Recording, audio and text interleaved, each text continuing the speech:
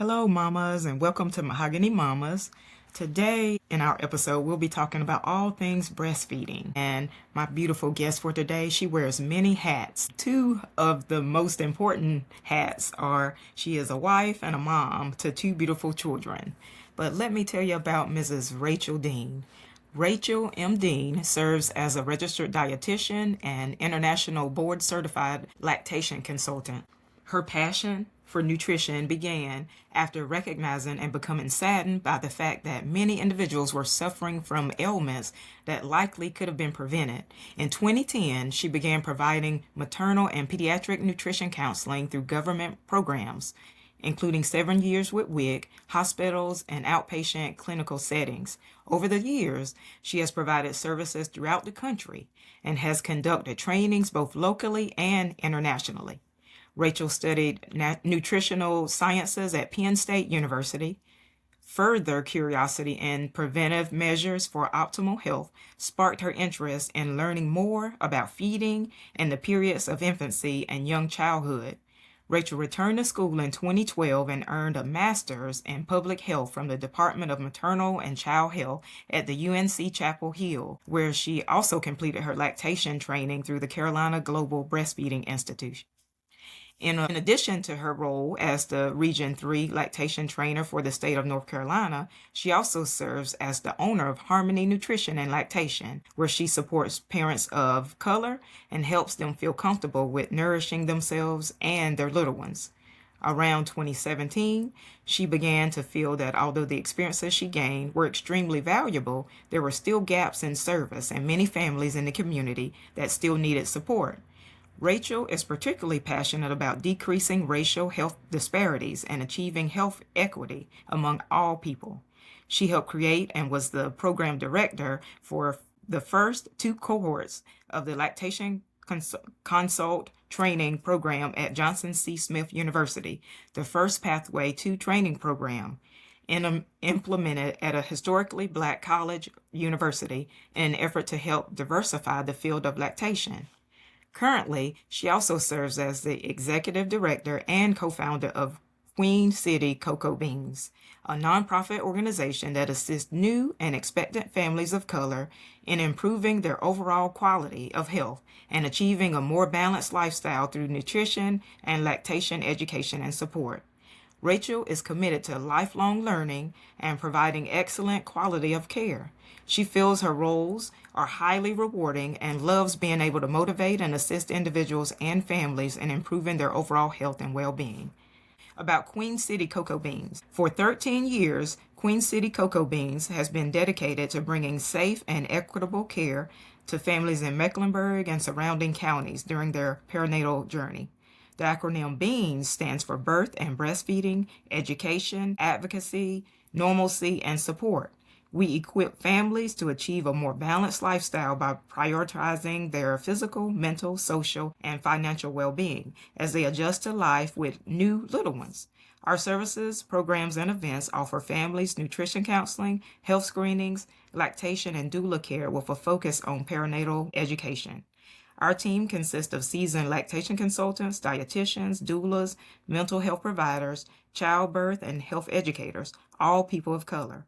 By engaging with an array of community partners and connecting with the community of which we serve, we believe that in our lifetime, we can end the maternal and infant mortality crisis and decrease health inequities and disparities by ensuring that every family has access to the personalized and compassionate support needed for optimal health, lactation, and nutrition outcomes. Welcome, Rachel. Thank you, Jermika. I really should shorten that. That's a long Okay, bio. okay. It tells everything we need to know. Thank you I for love having me. that. You're welcome. Thank you for saying yes and coming on today.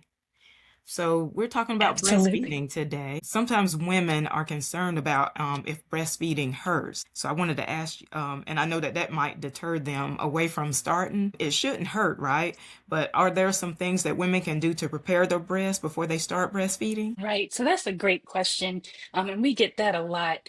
I think the most important thing to know that is that while breastfeeding is this quote unquote natural thing that we have done since the beginning of time, it doesn't always always come naturally to everybody. And it's a learned skill for both the parent and the baby. Excuse me. So we don't really need to do anything actually to toughen up. We used to say that to toughen up our nipples or do anything to really prepare them physically. Nature kind of does that through really the hormonal changes that occur during pregnancy.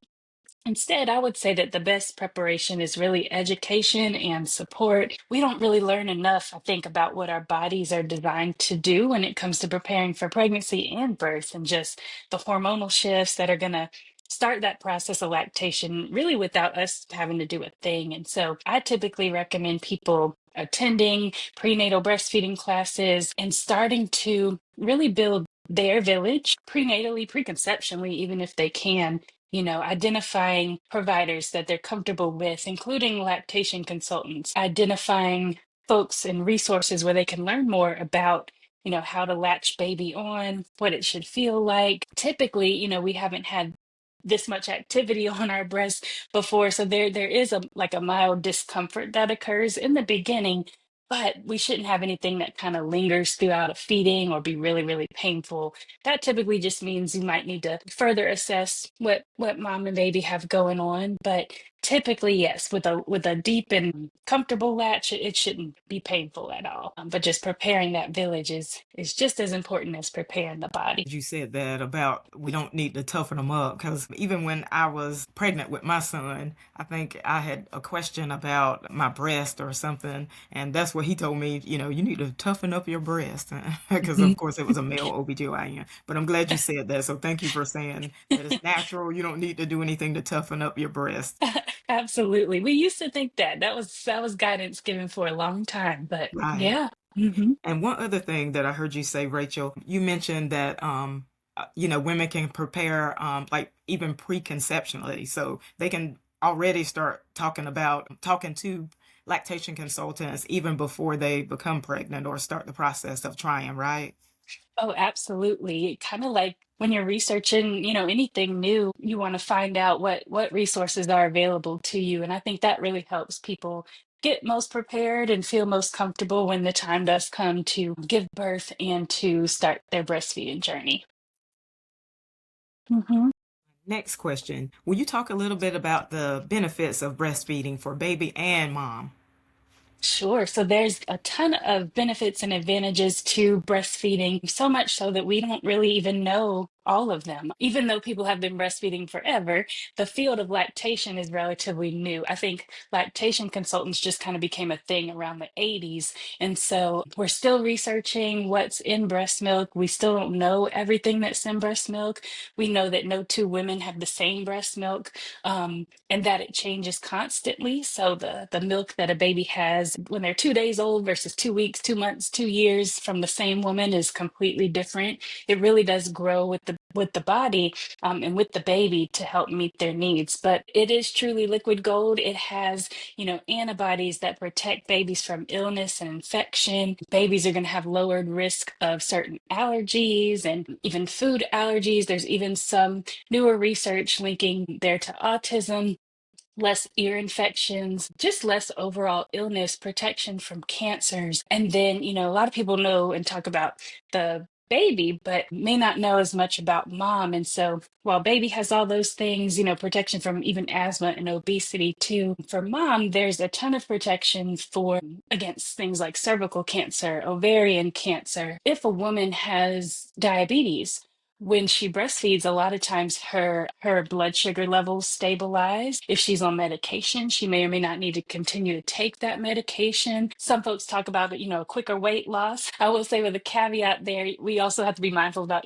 how we're eating and moving too. But yes, the body it's healing for the women's body, right? Her uterus is contracting back down close to its pre-pregnancy size, and that, lowers her risk of bleeding and things like high blood pressure and all of that. And so, talking about hormones and the release of that oxytocin hormone, it's just a great balancing tool and kind of helps with that bonding and mental well being for a lot of people as well. Mhm. I'm glad Yeah. that you touched on both of those because, like you said, it's liquid gold, but I feel like it's got an advantage for both mom and baby. Yes, yes, yes, absolutely. It does. And we don't always talk about mom, I think, as much. And so Right. I think that's really powerful. Yes. Okay, my next question, Rachel. How long should a woman nurse her baby? You had mentioned to me when we were talking in the past that there are some new guidelines regarding how long to breastfeed. Can you touch on those as well? Yes. And so, really, all of the organizations like the American Academy of Pediatrics, the World Health Organization, the CDC, all of those have had guidance over the years about how long to breastfeed. And that guidance has changed recently in these last few years to exclusive breastfeeding for about 6 months, followed by continued breastfeeding for as long as the mom and baby desire, alongside those nutritious, like complementary foods. And then, really, we're saying that we want to continue this until babies are at least 2 years old. We used to say 1 year, but now we just know more about all the advantages and say in 2 years. So that has changed greatly because we're learning more about, just the benefits that continue. So we know that there's benefits that occur, like the ones we just mentioned, but because breast milk continues to change, we're now learning about specific immunological benefits for the baby's immune system and protection against illnesses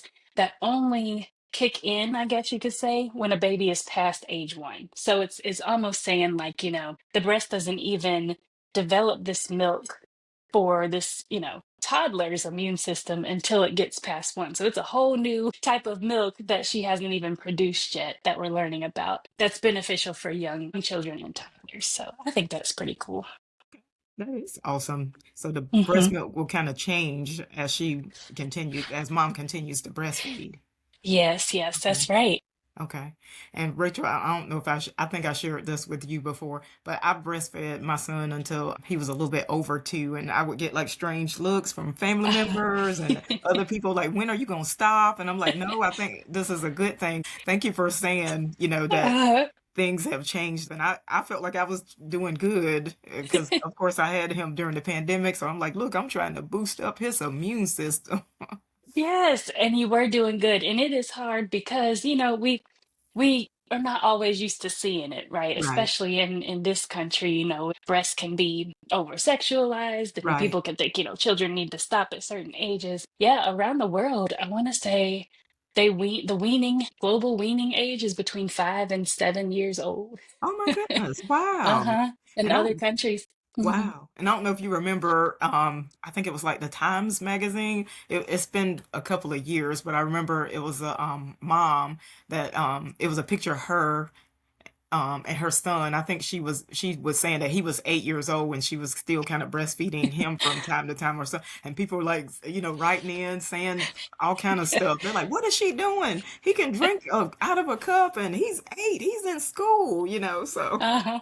it's kind of Yeah, different yeah. with you saying there's, up to 7 in different countries and other. Uh-huh.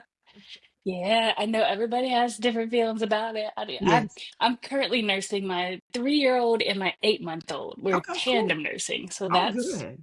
going well. But there are also days where I'm like, okay, I'm ready for my 3-year-old to be done, because it's a lot. It's a lot on you. So definitely, each his own. Yeah. Yeah. I think that was one of the questions I was going to ask you, but talk a little bit more about tandem breastfeeding. Oh, yeah. So tandem breastfeeding is when you're nursing two children of two different ages.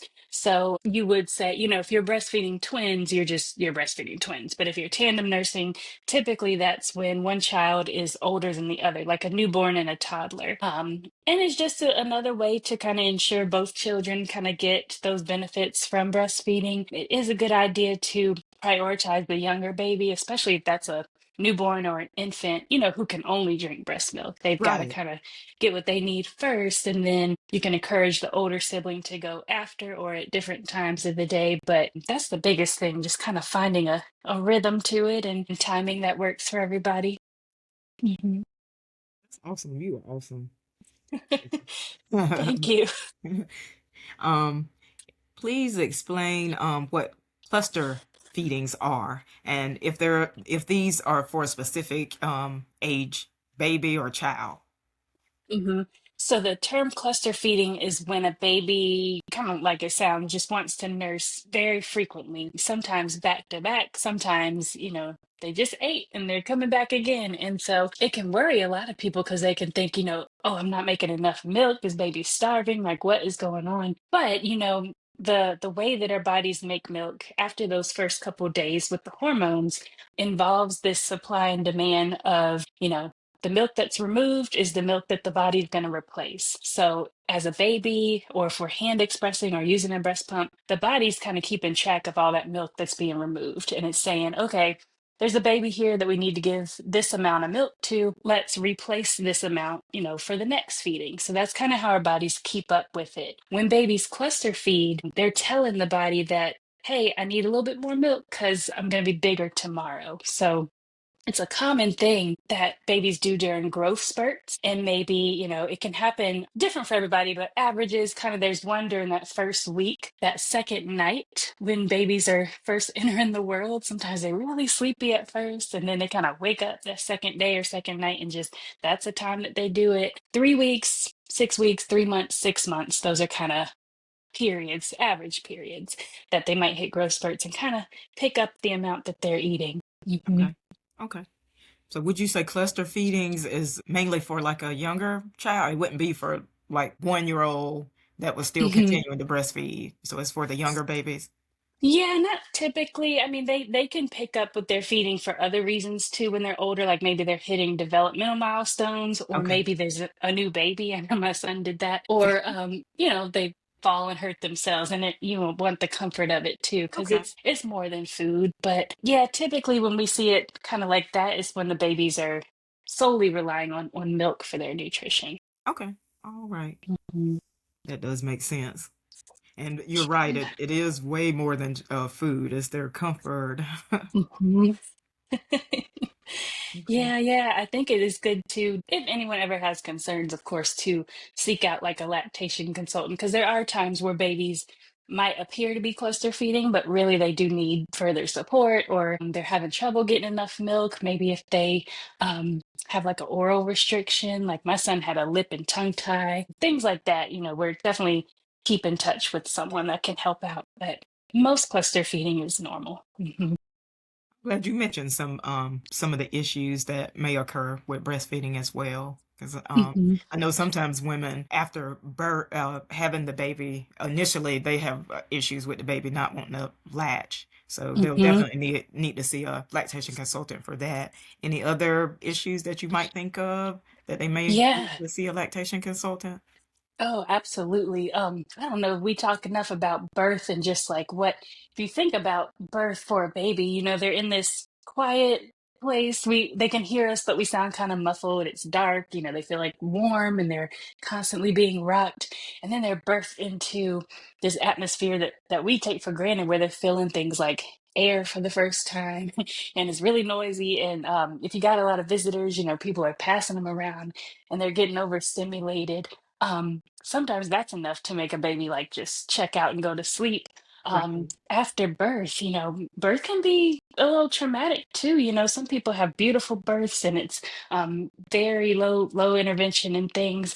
But if there was a struggle getting baby here, or anyone had to pivot to like an emergency C-section or something like that, babies can have trouble and shifts, during labor with their heart rate. They might have blood sugar concerns when they're born.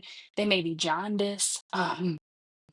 Anything could really take place. They may even get a little like bruised and banged up on the way out, depending on what happens. And so any of those things can just make a baby not feed as well in the beginning, not to mention if they're born early, few weeks Right. early or very early, that can present some challenges too. And then if they have any kind of really tightness anywhere, a lot of babies do, right? Because they're kind of balled up for hopefully Right. 9 months. And then when they're born, they're kind of having to work kinks out, like when we sleep wrong and have a kink in our neck or something. Right. So a lot of babies can benefit from body work.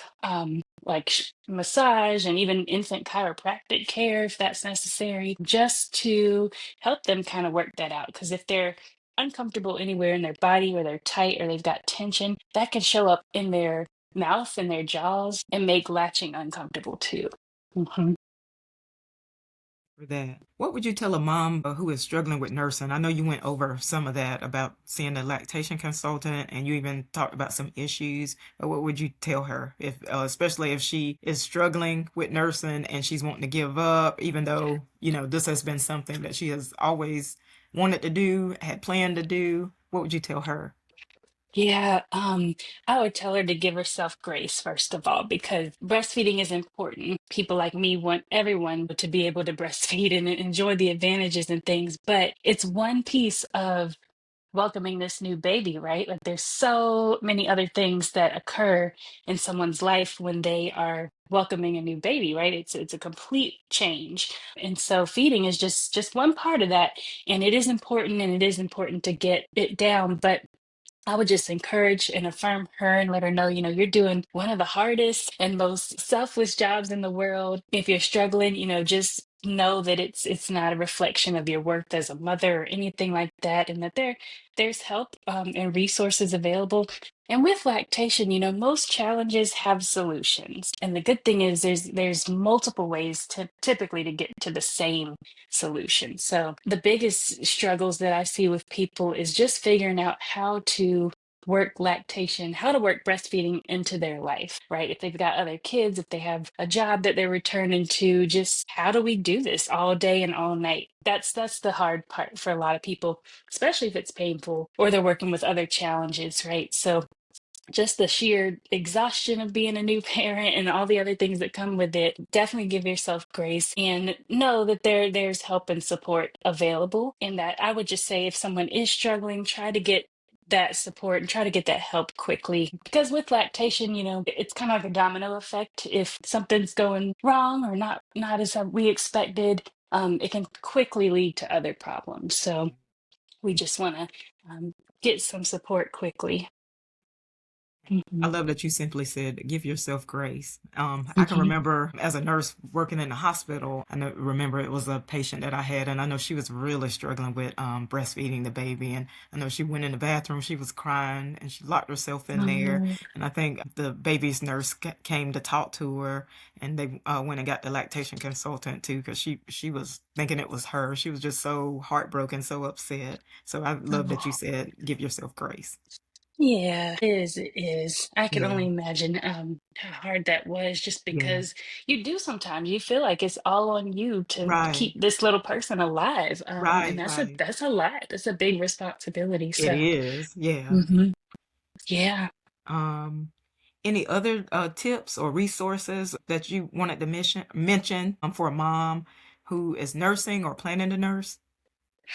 Yeah, I always just go back to building the village as early as possible. We talk about, the village to raise the child is Right. important, but it takes, I would say, even a bigger village to help the new parents, because, they're the ones raising the child. So making sure that who do we have, not just, who your life consultant. Hopefully you can get a doula, all the people that are going to help around that birth and immediate postpartum. Definitely know them and the providers that you're aware of. But after that, who is home with you? Who's that person at 3 in the morning that you can call, or that can come while you take a nap and hold the baby, or while you shower? Um, Depending on the family dynamics, and if there's a husband or father that's available or going back to work at different times, I really try to learn everyone's story, because everybody is so different and there is no like blanket advice that applies to all. And so, yeah, figuring out how to work it into the life really involves that, just learning about the person and what resources would be great for their village. I do have different resources that I like to send to people, because if they're, up searching the internet in the middle of the night, we want them to go somewhere reputable. But I love videos. I think videos are a great way to help people learn and see things, especially when it comes to like the how-tos of lactation. And one website I really like is called First Droplets. It actually has the translation built in, so it has the ability to translate the whole website into multiple languages, including the videos. That's kind of a newer website. It uses like realistic bodies and has some great videos, some great handouts, and is very easy to navigate. Another one would be, what is it called?